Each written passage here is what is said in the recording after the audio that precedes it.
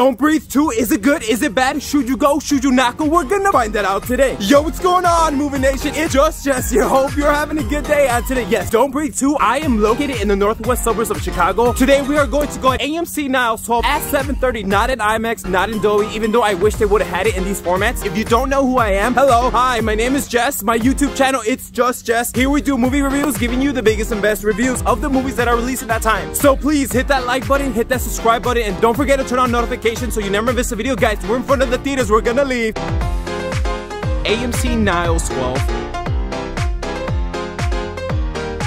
Okay, Movie Nation, let's talk about Don't Breathe 2. Don't Breathe 2. I saw the first one back August 26, 2016. Don't Breathe 2 got released in August. So it's funny because this is a horror film, but it doesn't deal with ghosts, goblins, or anything like that. But however, I do think it's awesome that it got released in the same month, August, because it does set up for like the Halloween, because we're ending summer, we're coming into the scary season. Don't Breathe 2 is another home invasion film with a blind guy, but these guys are trying to steal it. So the first movie, we know it was a group of teenagers trying to rob a blind guy just because of stories that they couldn't, or they just wanted money. However, Don't Breathe 2 is a little bit different because now we have this kid. Now, is she the daughter? She obviously, they live together. And they've lived together for many years, and it's like, how did she come to him? Like, how did he find her? Did he, from the first movie, this is assuming you saw the first movie, like spoilers for the first movie, did he get someone else pregnant? Because we know that was kind of messed up in the first movie. So obviously, and it does show that, but I'm not going to tell you because of spoilers. But she has her own room, she knows how to be sneaky, she's homeschooled. That was a little red flag to me. So she gets trained by the blind guy to defend herself, to be sneaky, just in case another home invasion, like, it was going to happen. But it's funny because I was like, why are they doing that again? She wants to be a normal schoolgirl, but the guy doesn't let her. He's kind of controlling. And then after like 20 minutes in, this is where the movie gets really interesting. Another group of guys come to this blind guy's house to try to rob, and this not necessarily rob anything, I guess rob the little girl. And it's like, why? When the first guy showed up to the beginning of the house, because there's two major points of the movie. First half is the guys trying to steal the house. I'm just like, okay, well, that was so generic, like, I didn't care. But one thing I did find interesting is the way the girl maneuvered it, because there's like 3 of them that come to this house, 3 of them. And you know how in the first movie it was teenagers? No, these are full adults. So it's funny how, because like the daughter knows what to do. She hides, she's sneaky, she makes a use of sound, like, wow, she gets around them with them knowing about it. And I'm just like, why are they trying to steal her? Like, I just felt it was so generic. I'm like, this is so dumb. These guys are just trying to steal a girl. I'm like, okay, well, let's keep going. However, then it gets to the twist part. You know how in the first movie that was so twisted what they were doing? This movie does it twice. Because these guys, they have a connection with her. There's a reason why they're stealing her from him, or trying to steal from her. And it doesn't get to this movie. He's like, should you tell her or should I? I'm like, what's going on here? And then I was trying to form articulations, and it's crazy where this movie goes, because then the second part of the movie, they're not together, the father and the daughter. But then it's like crazy because the intricacies of the first movie rebound to double it to the second movie, because these guys are not only trying to take her away, they're trying to bring her back. But the reason why is so phenomenal, but I can't tell you because of spoilers. However, just like the first movie, this movie does an amazing job of foreshadowing items and scenes and deadly weapons that did in the first movie. Like, they do a crate and they do it for like 2 more seconds than you should. And I already knew watching the first movie, because I did it again back on Friday, right before Saturday. They use great scenes of foreshadowing, which is awesome because I really love that. I thought the fight scenes were like phenomenal, more deadlier, more bloodier, and more gory, just in time for the Halloween season. However, I do want to say it is kind of messed up, the story arc. I mean, it's a good movie, don't get me wrong, but it's just really messed up the story inside this movie, the way it's portrayed to us, because I really thought they were just some cliche guys trying to steal her away, but it's really not. And there's way more into it that we need to. And the first movie, what I thought it was messed up, this movie just trumps it more. One thing that I felt like this movie could have done better was release it in IMAX or Dolby. Since it's a blind man, the emphasis on sound portrayed to us as the movies, as the videos, it's great to us that we can see it in the cinemas. But however, I could have felt like they probably were like, damn, why don't we extend it to IMAX or Dolby, which is deeper blacks and bigger sounds? But they didn't do that. Maybe it was too much money, but I'm just saying, man, what if they could have done that? Because I tried to see it in Dolby or IMAX and I couldn't. There was nowhere in my theaters, and I already checked other theaters and there really wasn't. However, one thing too, you know how in the first movie he's like, you're gonna see what I see. The lights turn out and it's like all black. They don't really have a scene like that, which I thought they were gonna improvise or do a better one. However, they do have 2 different scenes that he does say that he's like, you're gonna see what I see. And I'm just like, okay, it was different. I didn't necessarily think it was better. However, there is one scene that stands out to me if you saw the movie or going to see the water scene. They played it in the trailers. You know, the guy's like this, exactly like this. He's like listening. So the trailer only shows like 5 seconds. However, that scene is like 15 to 10 minute scene. And I thought it was awesome because he feels the water and he starts shooting the guys. He's like self-ended, even though there's way more of them. And I don't know, I thought this movie doesn't really necessarily trump the first one. First one, I would give it like, this is like a 1.5. Like, yes, it's a great sequel and it does stay until the end credits because there is a end credit scene. But I just really loved how it takes the first arc and then all the messed up things about it with all the blood, gory, and deadlier weapons and traumatic experience that the first one had, intricated with this one, but then doubling and raising the bar. Now we don't just have one messed up thing. Now there's 2 messed up things, because once the girl leaves the guy for a little bit, that story arc in the second half, which I can't spoil it for you because the trailers don't even show it, it. So to me, it would be a disgrace telling you what it is. Just so crazy because yes, they do separate for a little while. However, you will think it's a good thing, but it's actually worse. And it comes to light that this guy, blind man, was really bad, but at the end of the day, he really wasn't, because basically trained her. And the movie really does a great job of showing us that. I really like this movie, guys. I thought this was a great movie. If you love the first one, you're gonna like this. Alright guys, that's gonna be everything for me today. Hope you have a great day, and let me know if you ever need anything. If you haven't already, please hit that like button and subscribe button. Don't forget, turn on notifications so you never miss a video. I'll see you guys next week. Take care.